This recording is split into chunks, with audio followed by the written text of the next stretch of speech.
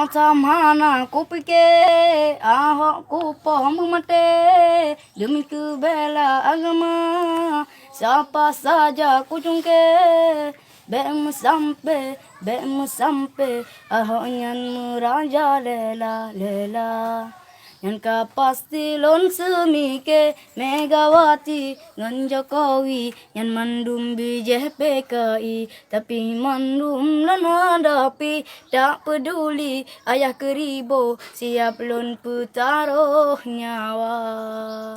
Ulun depuan yang Jokowi yang pimpin negara yang membela si Ahok si penista agama.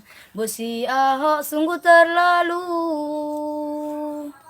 Bulan sebelah baru ku tahu, tak ku sangka Ahok begitu. Aku akan terus maju, ku tak rela Quran dinista. Macam cara aku minta Ahok berulang penjara. Tapi mandum lon hadapi, tak peduli bijih PKI, semuanya ku habisi.